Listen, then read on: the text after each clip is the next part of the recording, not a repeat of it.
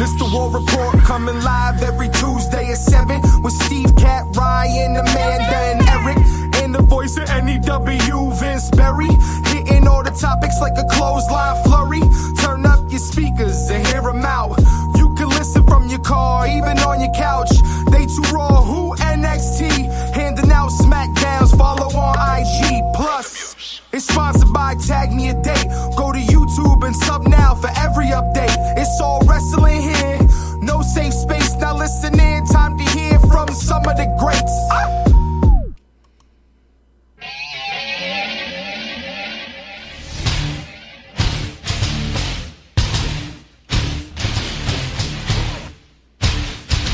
Holy shit.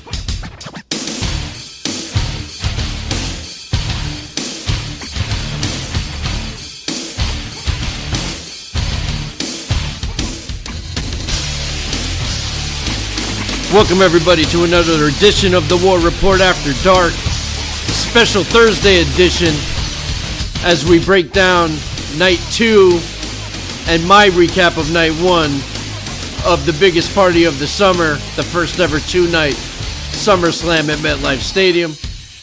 So welcome everybody to another edition. I'm back from vacation, I'm ready to go.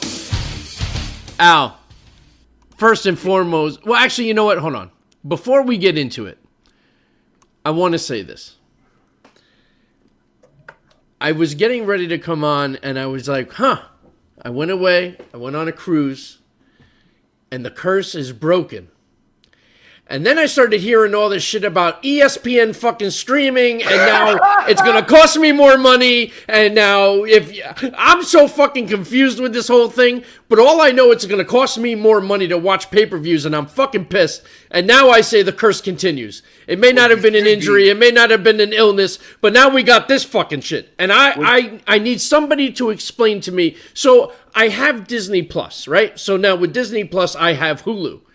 But now apparently those two are becoming one, and now Disney Plus is going to be more. But now if I have that, do I get the pay-per-views? Or do I now have to pay for another fucking streaming service, this ESPN shit? And I'm very confused. Do you have ESPN Plus as part of your Disney Hulu package? I don't believe so. Well, I'd have to check. I don't know. I can tell you have to pay for it. Fuck me. Well, they also now it's gonna be like a UFC fight. Now, didn't they I'll tell you right now, I'm not paying $30 fucking again to watch a pay-per-view. So that's not happening. I thought that, like with Peacock, if you have cable, you get ESPN Plus, this for streaming thing for free. Is that the case? No, depends what you have, what package they upgrade you. Okay. Because like with Xfinity, you get Peacock for free with your they're owned by NBC anyway, but you get Peacock with the internet purchase or the cable purchase. You get a free like year or whatever for signing up. So I thought, they were saying something about that, but also, yeah, dude, like. And now Peacock is all pissed off. So now I'm hearing for the rest of the Peacock time, they're going to also raise the price for WWE fans to watch. Like we're getting fucked every which way to Sunday. Well, Steve, are you also a football fan? Well, yeah, of course. Well, more bad news. ESPN bought Red Zone. They're buying everything, dude. I'm going back on the boat. This fucking dude, you bullshit. should go back on the boat. Scott Hansen, the Octobox. 8 hours of uninterrupted football starts now every single Sunday. No, don't you go back on the boat, because what you should be right now is sorry, because you're the reason ESPN bought fucking WWE. Every time you go away, something horrible fucking happens. You're right. It's my fault. It's fucking bullshit. This is bad unbelievable. News after bad news, Steve. And I really thought the curse was broken. I was like, oh, man. I didn't hear about any injuries. We got some great shit going on. I'm like, okay. I'm like, we're good. And then this bombshell. So, fucking A, man. So, either way, it's going to cost us more money. I know WWE's struggling financially. Like, this is horseshit. Fucking TKO. This is all back to TKO. Greedy motherfuckers. I mean, how many streaming services do I have to buy? I got so many streaming services. You might as well get cable. Listen, here's the other issue, right? So where I rent, my cable's included. It's Verizon, but it's basic cable. So they don't have any of those. So like my Disney Plus and Hulu, like I pay for that streaming. I pay for Netflix. I pay for almost all of them, I think, except for maybe 2. And now I got to get this ESPN shit. Lord knows what that's going to cost. Well, there is a bundle. It's not cheaper than what you have, but there's a bundle of all 3: Hulu, Disney Plus, and ESPN. And then, like you said, Hulu is getting integrated into Disney Plus anyway. It's going away, so it'll just be like a Disney Plus ESPN package, but the price ain't going down at all. No. So they were saying, I read this thing that for the average, and mind you, we aren't average. The average WWE fan is going to cost you around $500 in the United States to be a fan. A year? Yes. Netflix and ESPN Plus, because it's what, $10 or $15 a month for Netflix, $30 a month, $45 a month times 12. Yeah, man. Wow. Wow. I mean, listen, we all know that Watch-Wrestling exists. So, that's how I consume most of my TV. It sucks because they got you by the balls because they know you're going to pay it. It just sucks. Like, everything just keeps it. Everything's associated with a different streaming service. So you got to get that streaming service. So it's such a pain in the ass. Everybody's got a price for the $1 million man. I feel bad for the people that can't afford an extra $500 a year, and there are people out crazy. there. It's like, I mean, listen, my cable bill with the full package. Oh, cable's insane. Was close over $300 a month. It was like $307 a month plus tax. I'm now on a DirecTV Gemini stick, which it's still cable, but it's like a little HDMI thing that goes into your Wi-Fi. It doesn't actually plug into cable, so you're like streaming the cable channels. It's only like $70 a month. But the good news is you can use like up to 5. So like I have one, my parents have a couple, and we're all on the same account. So we're sharing one. But can you DVR on that or anything? Probably yeah, there is a DVR as well. Yeah, it's pretty decent for one of those streaming sticks. I was very skeptical, but like we were able to save money. But we don't, you're not getting the fancy like, with your cable you get Peacock and ESPN Plus and all this stuff. Like people are also raving about YouTube TV. People say that's great and easy to use. I tried that a little bit a couple years ago. I had a smart TV that had it built in, and it worked pretty well. And so, I mean, if you're using, and Dave Abbey did bring up a good thing, a good comment. If you go to literally any other country in the world with a VPN, which is harder and harder now because they're starting to crack down on that shit.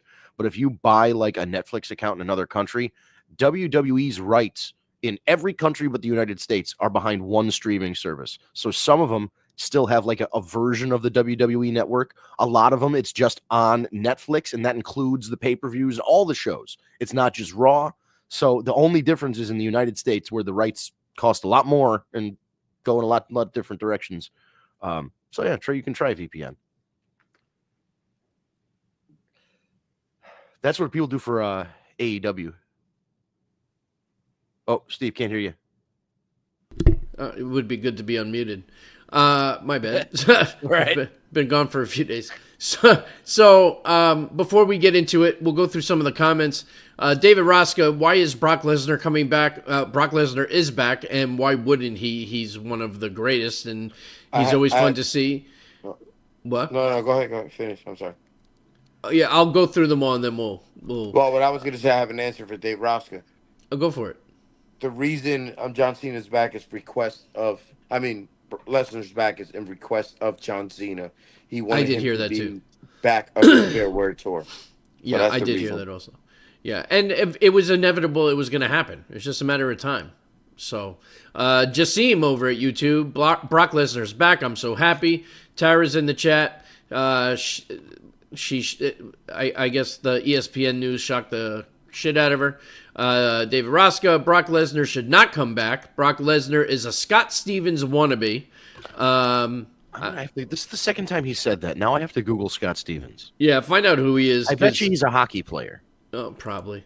David Rosca has the Disney bundle. Tara, I know, me too. I don't know if my brothers will pay for it, and I'm pissed. That's in terms of the increase of $500 a year. Jassim, I want Brock Lesnar to be the undisputed champion after he has his little feud with John Cena. I mean, listen, it's possible he might be the one to to dethrone Cena. Dave Abbey, we covered the VPN. Daddy's Home 2 on YouTube. I am watching. Okay, great. All right, maybe let's go into. So I know you guys on Tuesday you covered night 1. So just wanted to see first and foremost too, and I'm sure you guys covered this, but Al, you were there. You were there both nights. You had amazing seats.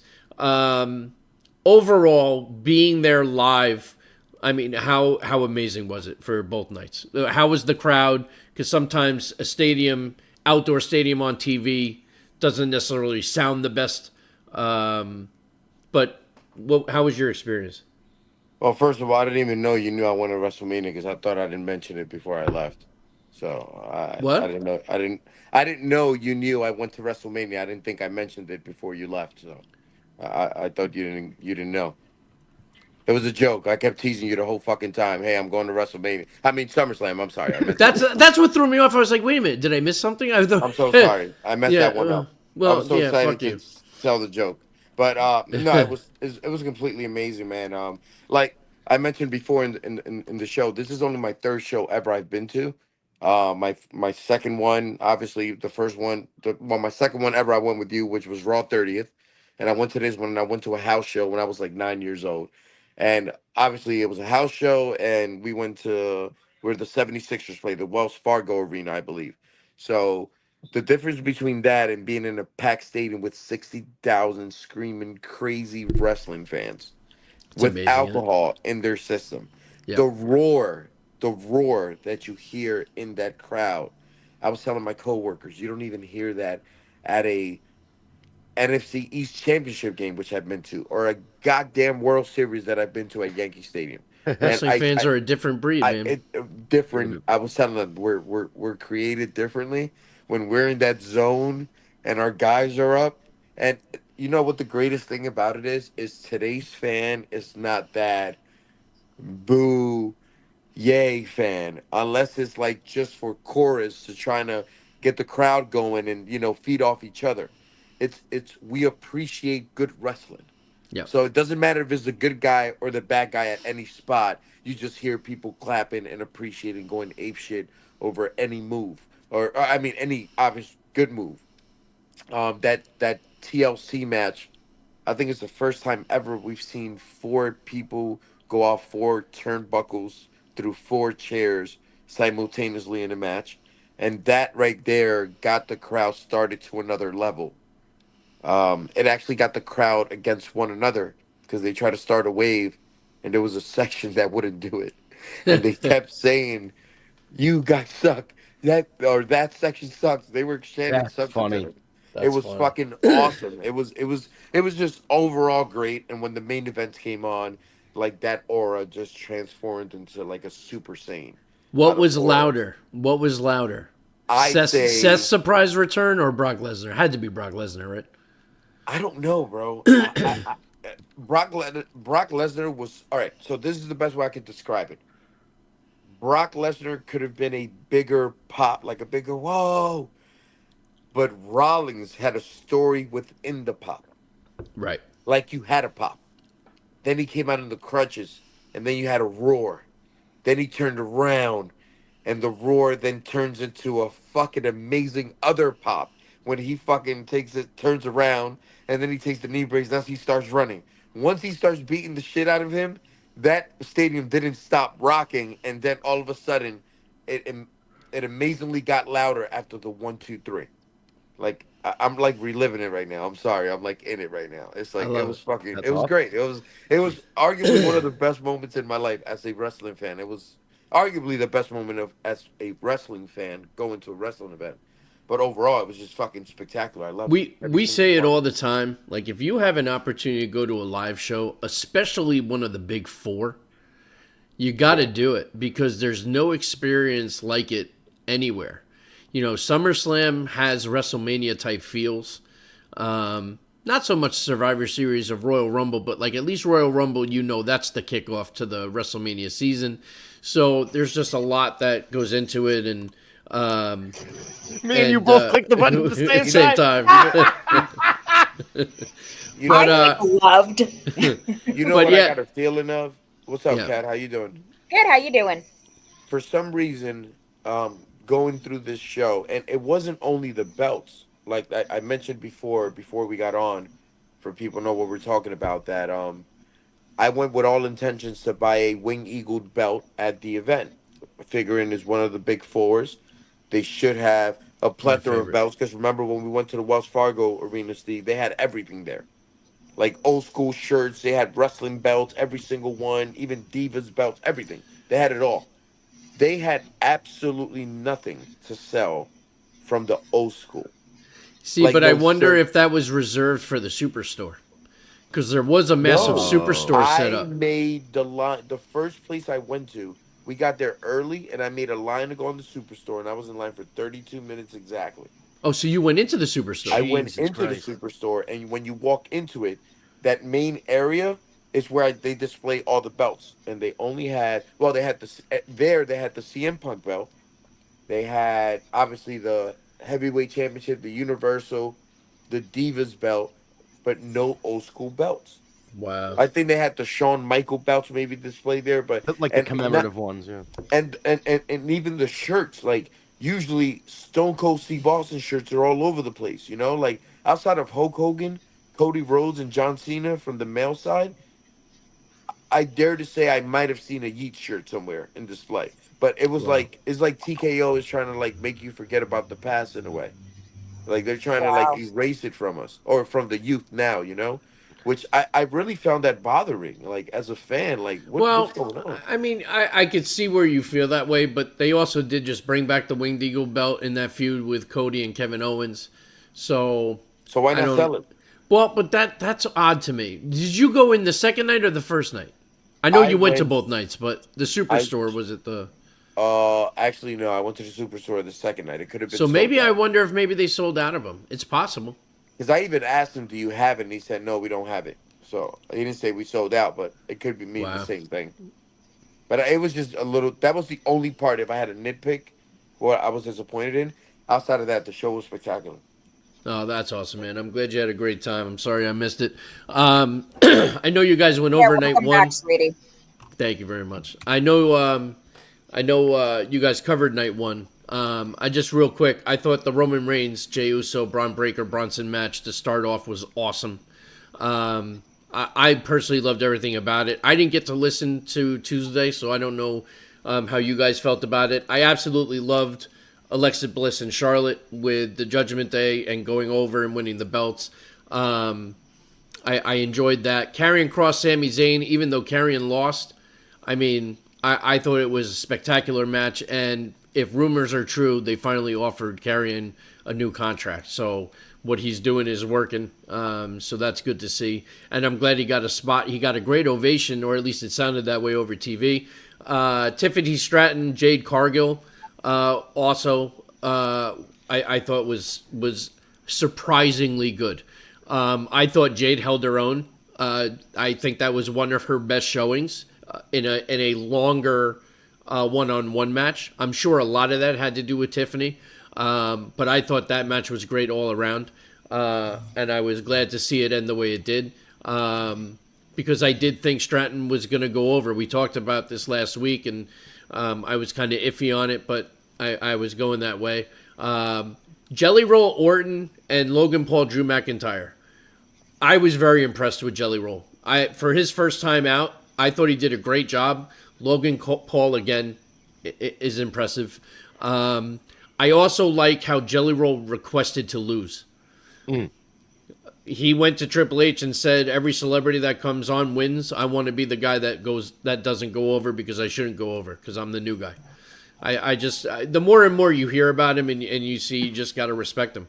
And it sounds like this is not the end of Jelly Roll. He wanted to lose because he can come back at any time, especially when Drew or Logan have anything going on. It would make sense for him to reappear. And, he pulled out some moves. Here's one other thing. And it was more noticeable during that match than any match since the new tables have come in, the new announce tables.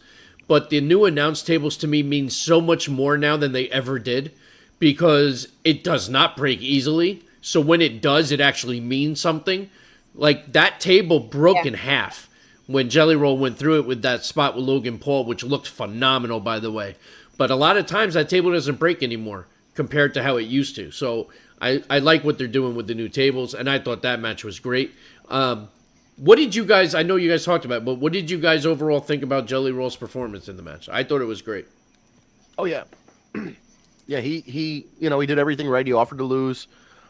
He lost weight, so he wasn't just going out there and doing a couple spots and getting winded. Over 200 pounds. Good on Hunter for not just allowing him to do that. On the flip side, they just allow this fucking Travis Scott jabroni to just walk out there with no training and like legit slap Cody in the face and almost give him a fucking concussion because he doesn't know what he's doing. So like, It's just nice that, again, we talked about this on Tuesday. This is another guy, Jelly Roll, definitely watched wrestling growing up, is a fan, has an appreciation for it, and he understands it. Right. The one disappointing thing is that because Travis Scott got pulled from this match, originally it was supposed to be Bad Bunny on the babyface side. Yeah. So they scrapped that entire match and went back to the drawing board and got Jelly Roll, which worked out great. But I still think, listen, I they want can Bad always Bunny. bring back Bad Bunny.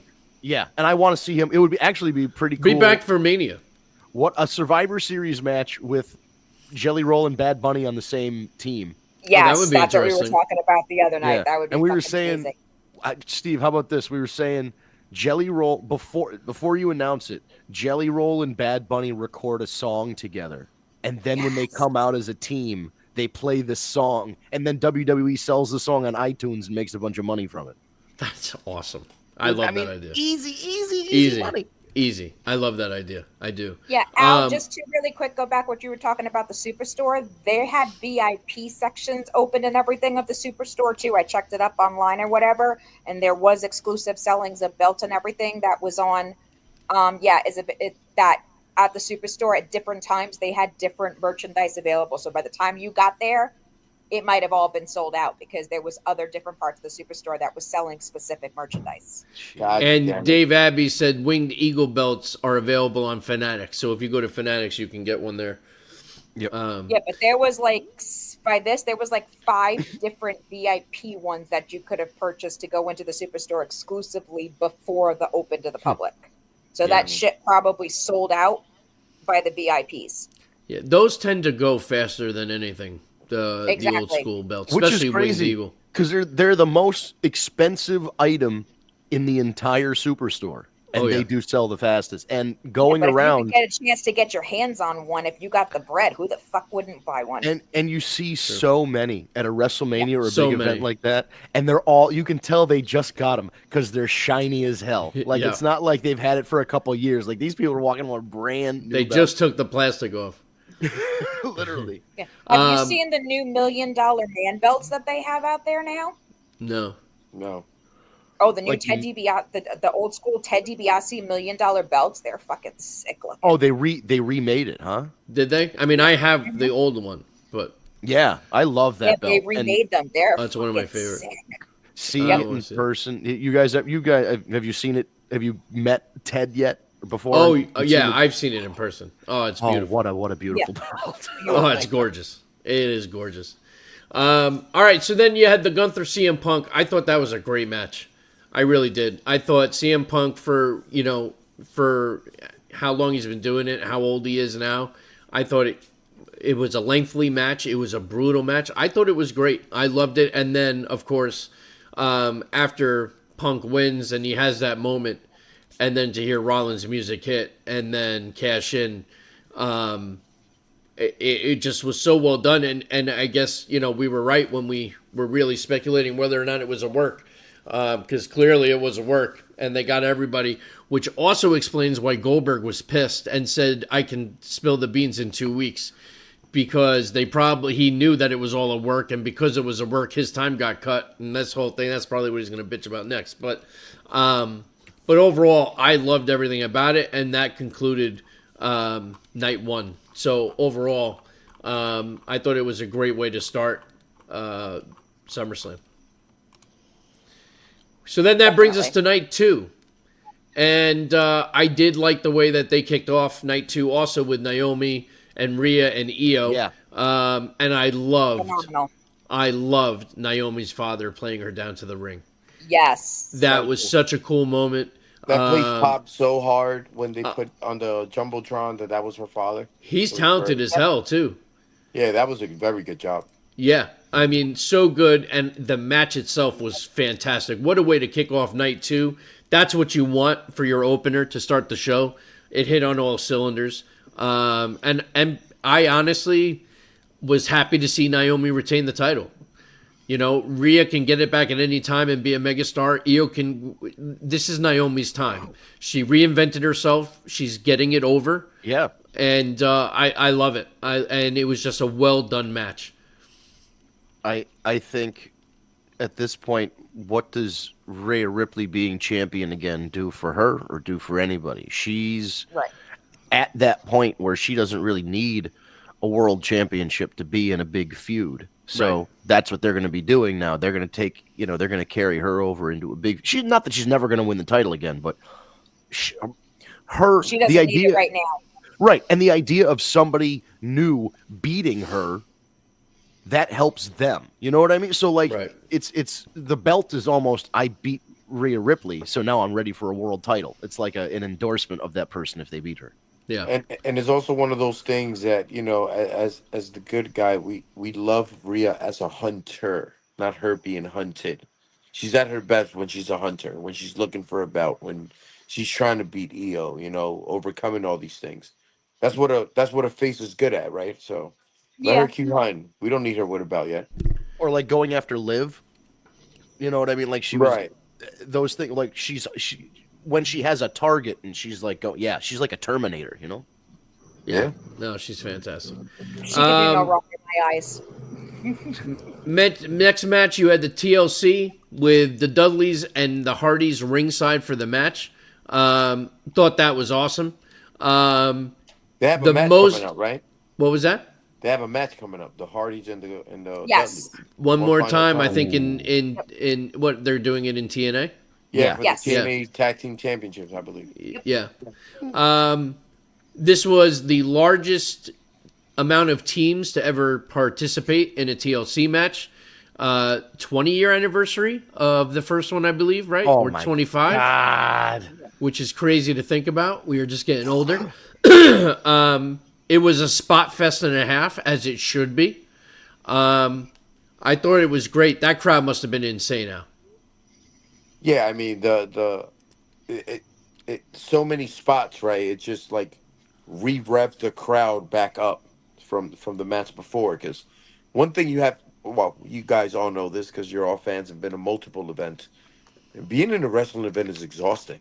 Oh yeah, yeah. Like, there's so many ups that, like when something's over, wave like, of emotions. In between, it's like holy shit. Yeah, we got to do this again.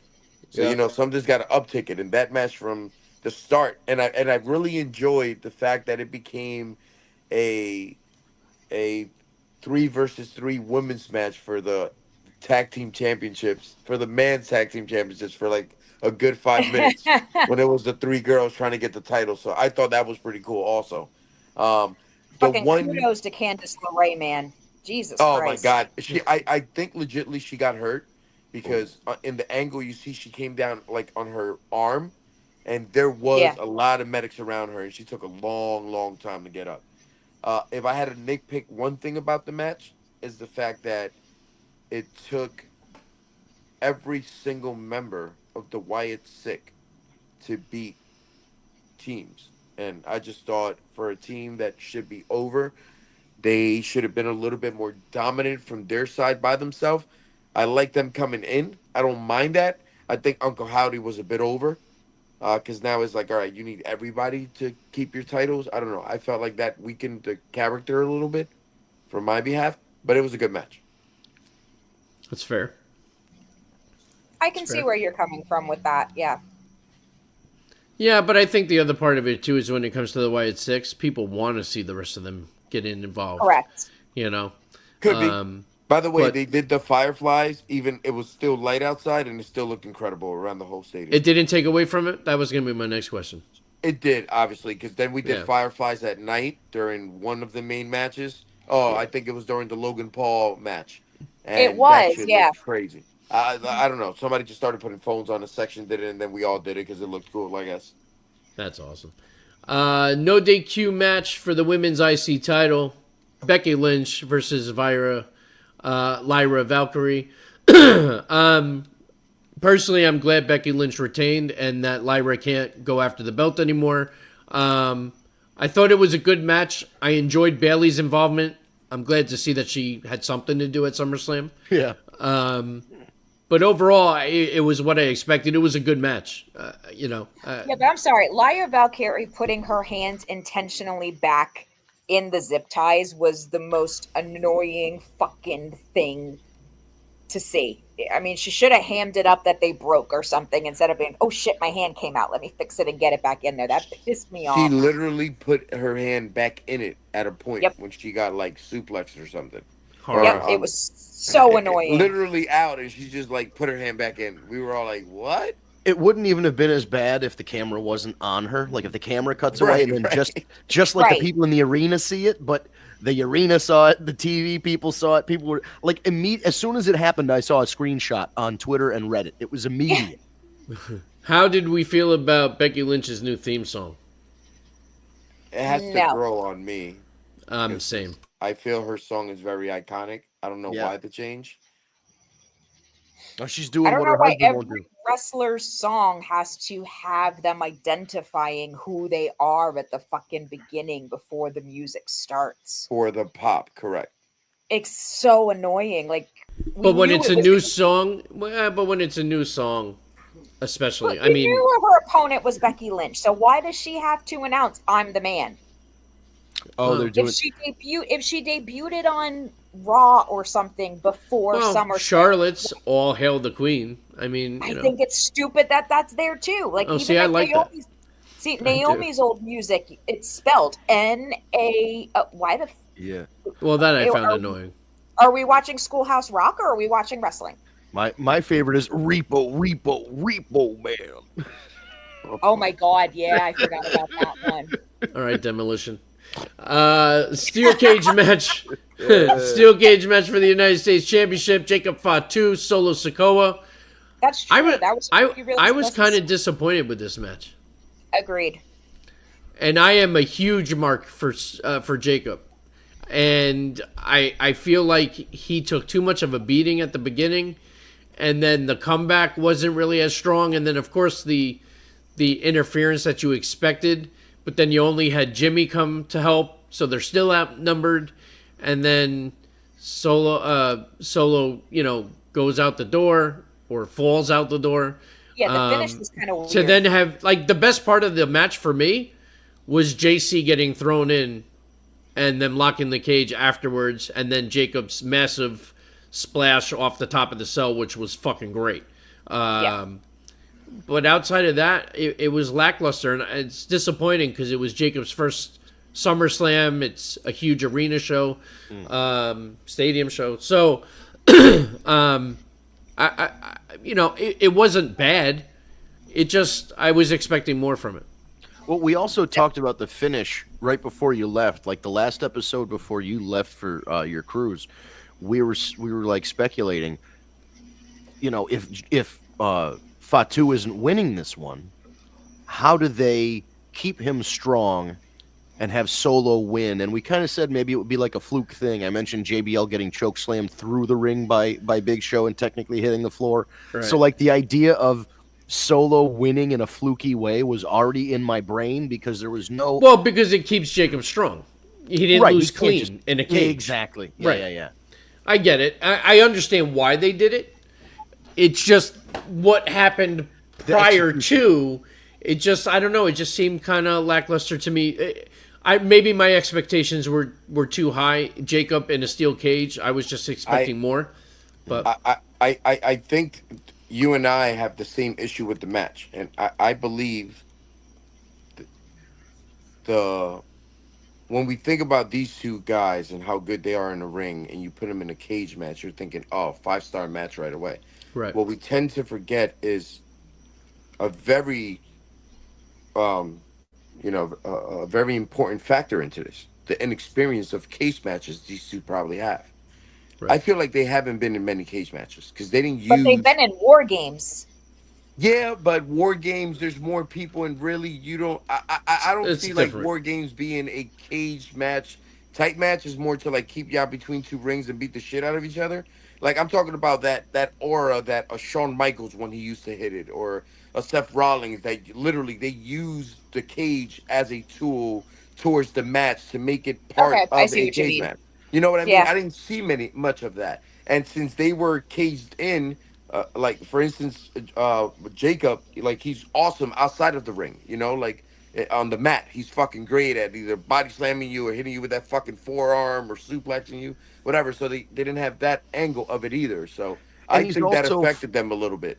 he When, fly like he's another guy that kind of flies, and they saved that one spot. The super obviously they were going to have somebody do a super fly splash because they got two Samoan dudes in there. It was Right. going to happen, but like part of the Jacob Fatu experience is that he's a big guy that's so athletic. When he does dives out of the ring or does a moonsault or something, that's impressive. And then putting him in a cage takes that kind of out of his arsenal. correct, Right. takes That's that true. aura Okay. away from it. That's fair. I agree You were with that. I better see what off you with a mean. fucking street match and let him like do a suplex off of speaker, Like or something, Extreme or a Rules or backflip off something. a speaker. Well, Yeah. Okay. A Yeah. Hell in a Cell would have been better because then you have the space around the ring. Right. Correct. And then he could have done Right. a dive. He could have done a dive out of the ring and then pushed Solo into the cage. He takes a big bump onto the Yeah, I can see what you're saying. But I definitely agree with Steve on that one. I expected way more out of that match. So this is what I'm up to. I just finished that match, so I still have a little more to go. I kind of know, obviously, with the main event, I kind of know what happened. But IC Championship, AJ versus Dominic. I know that Dominic retained, and I also heard that AJ came out in a lowrider. Yes. Yeah. the With the entire match. Latino heat pants. Yeah, the entire match was basically an homage to Eddie versus Ray, Awesome. minus the ladder match, including now this is the funniest shit ever. AJ comes out in the lowrider and he's driving. He's got his son next to him. His son buzzed his head and bleached it blonde like Dominic 20 years ago. So Yep. it looked like he was riding with young Dominic in the lowrider. Right. I can't wait And to see his that. gear was Eddie Guerrero's gear. Yeah, Latino, he had the flames on him. Right. Yep. And then Dominic's was, I get Michael Cole said something about it was a prototype of the gear that Ray used at that SummerSlam 20 something years ago. Yep. And it was just like the finished version was different than the original prototype. So Dom is wearing the prototype version. That's awesome. And how was the match?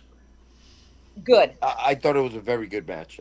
For me, like honestly, I wanted to say this before. For me, we just spoke about the two most underwhelming match in my eyes of both nights, which was Lyra and Becky and the cage match. For me, after that, I thought every match was fucking great. I will say one thing. There will be one spot, Steve, that I will just wait for you to put in the chat because you will be laughing your fucking ass off. And Yeah. you'll know exactly what I'm referring to when you see the spot. Oh wait, talking about spots. Did we totally miss and not go over Braun Breaker putting his straps back on and taking them back off in the middle of a Yeah. fucking match? How fucking right. hilarious was that? Did you not catch that? Oh no. That's You didn't hilarious. catch that? You're Yo, right. that was I great. forgot Yo, all about the that whole till you just stadium said it. fucking popped. He yo, did when the double that. strap drop. That's He amazing. did a double strap. He put the back on, and right after that, took him back off to do. Oh, his Breaker, up. that was awesome. That was so great. Oh my god, that was so fucking. And I awesome. love how they did the Steiner Bulldog off the top rope, that spot. Yeah. Like, that was fucking cool. Like, there really were a lot of cool spots. Tara, God help me, I'm starting to like Dominic. I mean, that was inevitable, I think. Yeah. And that brings us to the main event, Street Fight, Cody, John. How was the match itself? I know John goes over, and then Brock makes his return.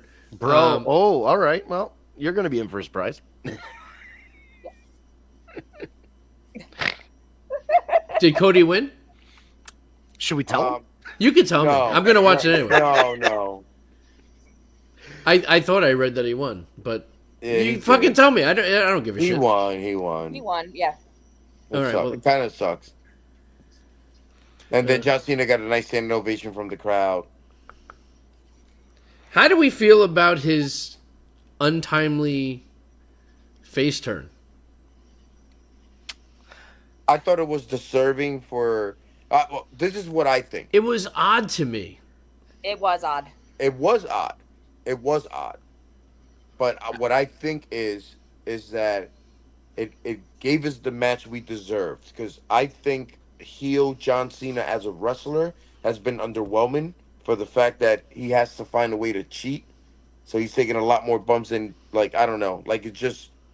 they were underwhelming for me. Like, I felt this match was shit like a young John Cena. I think he was saving a lot in the tank to put this type of performance because I thought it was a very good match. And it went for a pretty long time.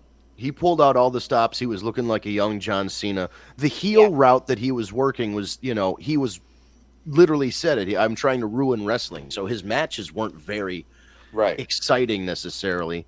Yeah, I mean, it was a great performance by him. I think the only thing that really bugs me, like you said, is it seemed like Friday night on SmackDown, John Cena does that speech where he kind of about faces on this whole heel turn, even mentioning that I went along with some people that wanted to make shocking television and then they abandoned me. I'm trying to get the camera to focus on me right now. It's all blurry. All right, that's a little better. But I feel like he said that purposely for Unreal. Like, you know what I mean? He said it for, he didn't say it for no reason. So it seems like they finally got to the point where obviously Travis Scott wasn't coming back, but they must have gotten to the point where The Rock said, I'm not appearing at SummerSlam. I'm not involved in this anymore, whatever. So what are we going to do? He can't keep doing this heel thing when there's no payoff. So now they do the babyface thing, which ended up with a good match. It was just... I'll let you watch it. The finish is, everything is fine, but it just seems like. Did the finish suck? Yeah, I mean, no, it was just. It was a It wasn't Cena, great. Cody It wasn't. Rhodes finish. It What are you wasn't supposed to? What are you going to SummerSlam. expect? Yeah. It wasn't a SummerSlam finish. Put it that way. But then, dude, Michael Cole's commentary, because Holy basically, shit. so basically, what happened is when Cody gets the win, Michael Cole goes on this 5-minute glazing session about Cody Rhodes beating the greatest of all time, and he's the torchbearer, and he's the quarterback, and just it was the worst.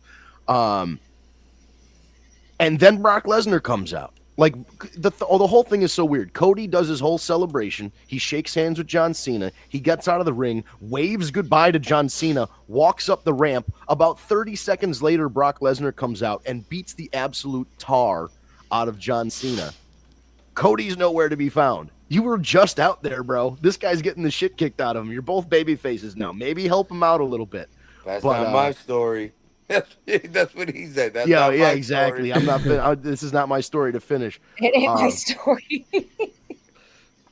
And listen, I just we all knew that John was going to turn face. Yeah, but I would have expected him to turn face like Hogan did during the match, right? And not right before we go into it. But that would have required Cody to turn heel, and they don't want. Not necessarily, because you still had Brock coming out.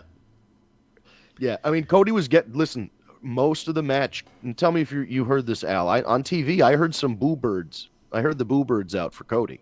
Oh, 100%. The half of the stadium was booing him.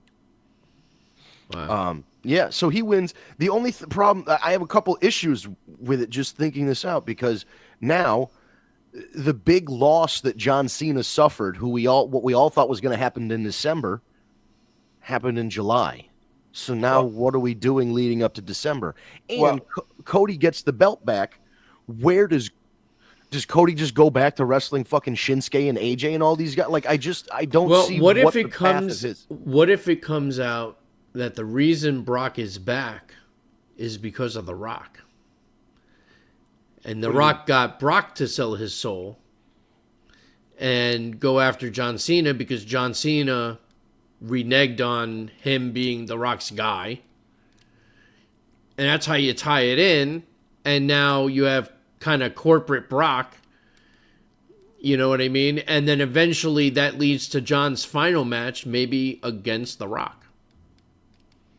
If The Rock comes back, man, is he going to come back for this? I feel like if there was a reason that he would come back, I think he would do it for John Cena.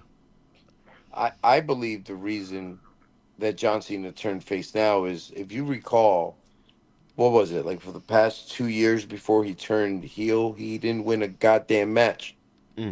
So I feel like this is going to be his face streak to finish with wins. Like, I feel like from here on, he's just going to win all his matches to turn that page, and he wants to leave on a good page, and it's going to start with one of his biggest opponents ever, arguably Brock Lesnar, and one of the guys that probably got his biggest number.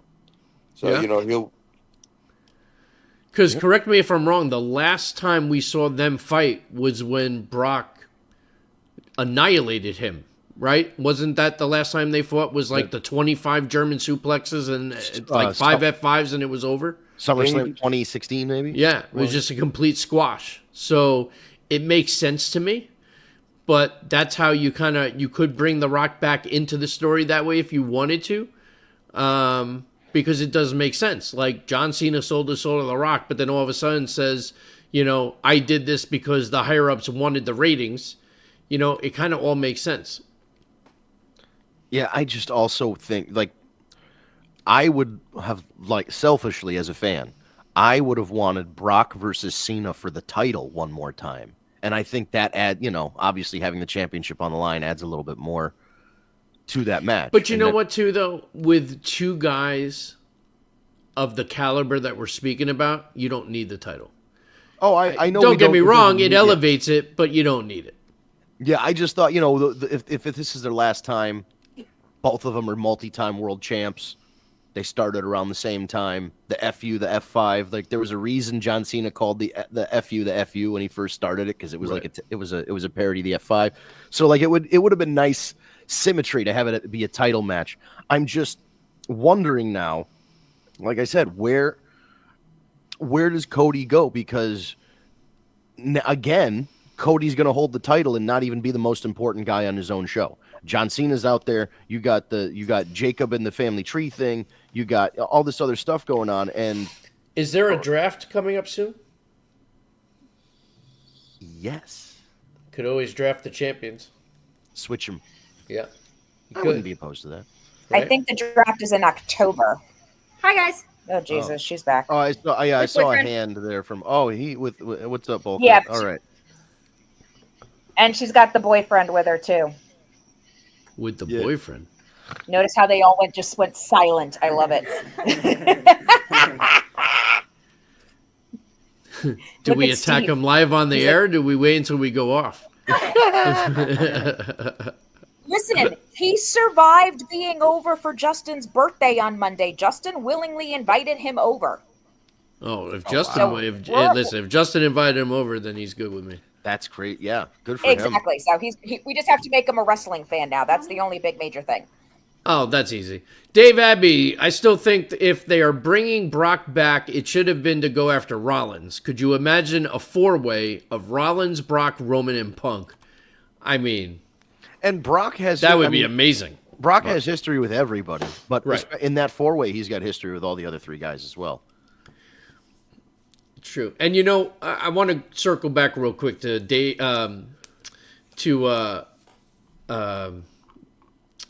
fucking Rosca. Earlier he said, why would they bring back Brock? You know why they would bring back Brock, especially now? Because you have this ESPN deal, and he's the only guy under the TKO umbrella that can be inducted into the UFC Hall of Fame and the WWE Hall of Fame in the same night if they wanted to. Yep. What about That's CM why Punk? you bring him back. What about CM Punk? What about him? You can't induct him into the UFC Hall of Fame. I'm sorry. I'm trying to stay serious. I couldn't. Awful. I mean, listen, no knock on the guy. CM Punk did. Listen, he had the balls to go and do it. I give him all the credit in the world. Exactly. It was just He's not a better good. man than I am. Yeah, it was not good. But overall, SummerSlam was a home run, I think, all around. I would say this, too. I loved seeing Not So Fat Joe in the front row. I thought that was cool. Cardi B as the host made no fucking sense to me at all because she did nothing. She came out, she said a speech the first night for 2 minutes, and then sat ringside. So what the fuck kind of host is that? That made no sense to me at all. I mean, I'm glad she's a fan and, you know, whatever, but I don't know. It made no sense to me. Supposedly, on Twitter, she's been trying to get a match for years. I've been hearing that for years. They clearly have no interest in doing so. A shooter in the foot and you win match. Is that the right female rapper? Did she get shot in the foot? Who, Cardi? No, wasn't that Tori or whatever? Okay, it's a No, different it was girl. Megan Thee Stallion. There we go. It was in the ad. Oh my God, there's too Tory many Lane people to shot keep track Megan Thee of. Stallion in the foot. What about Fast There's Cardi Five B, Freddy? There's Megan Thee Stallion. There's What about the Who's Fat that? Boys and Run DMC?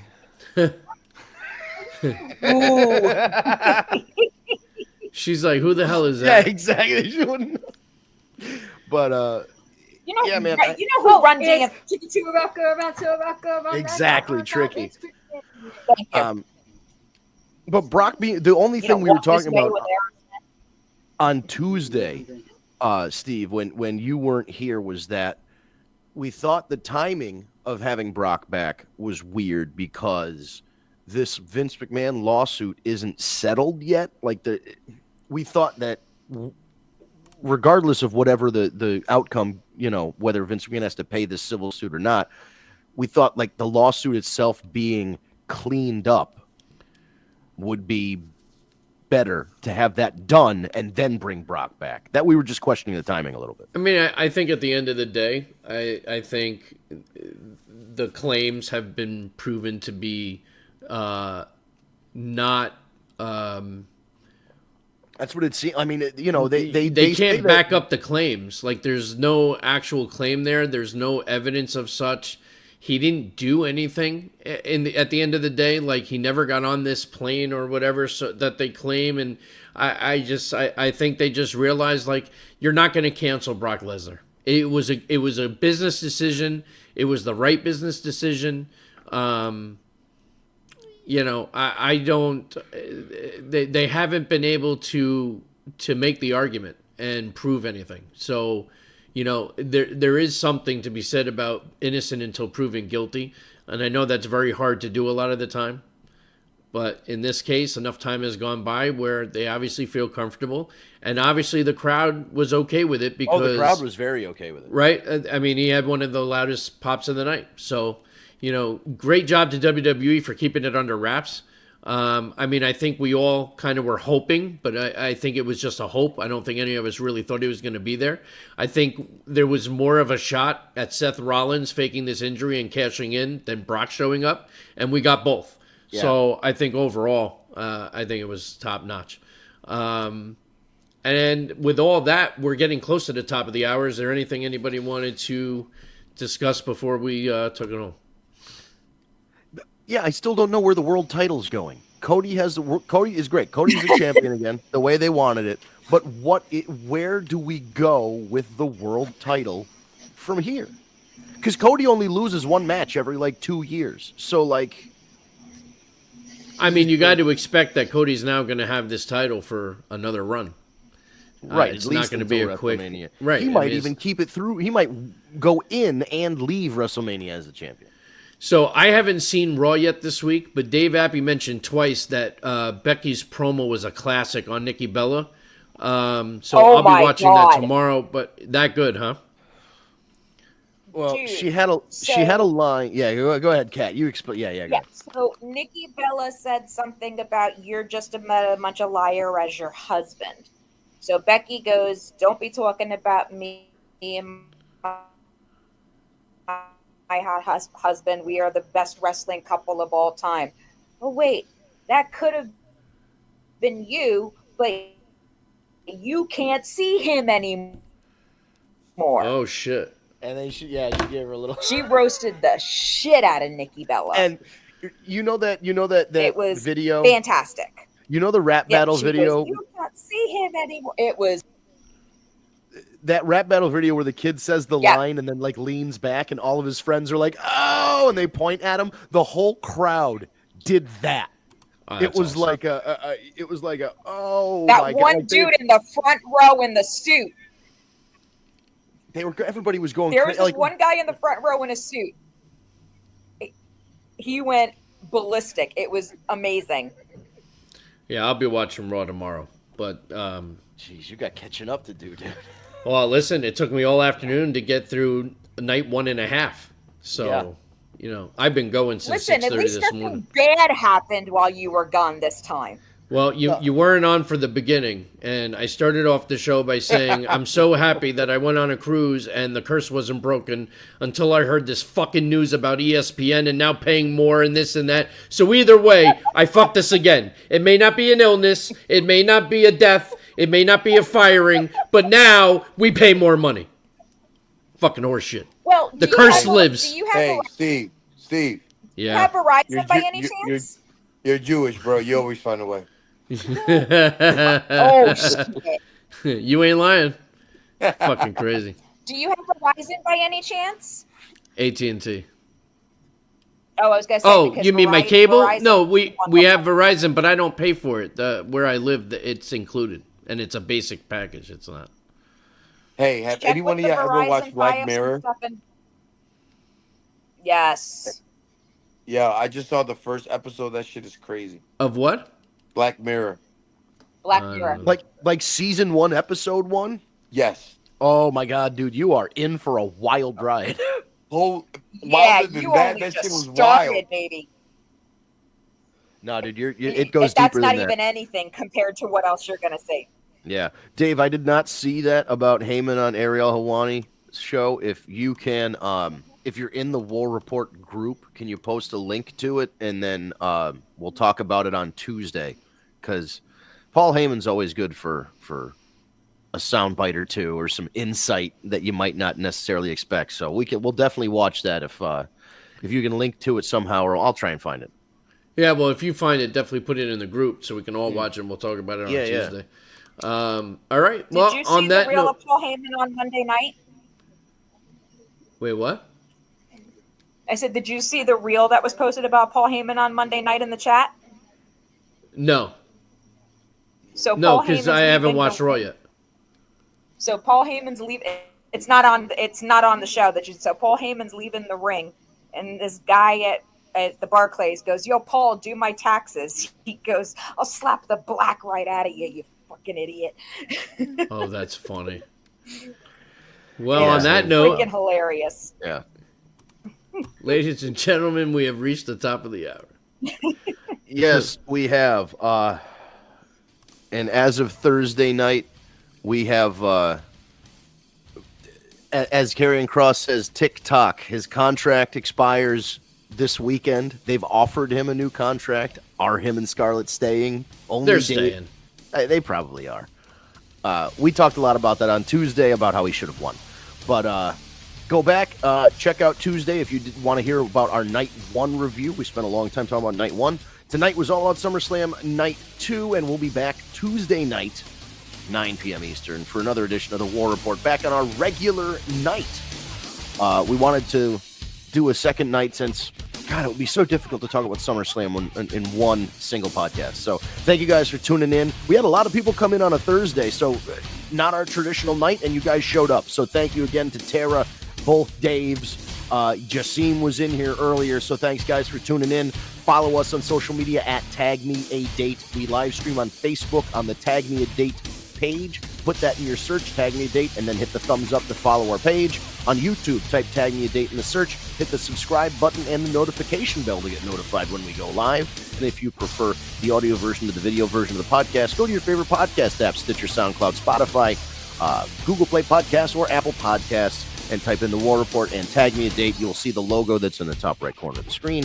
You can hit subscribe, and the audio version will be dropped to you as soon as Ryan rips it and uploads it to the podcast apps. Follow us on social media at Tag Me A Date, or on TikTok, the War Report Podcast. On Instagram and TikTok, we post reels or short videos of what we talked about the week prior, leading up to our big Tuesday night show.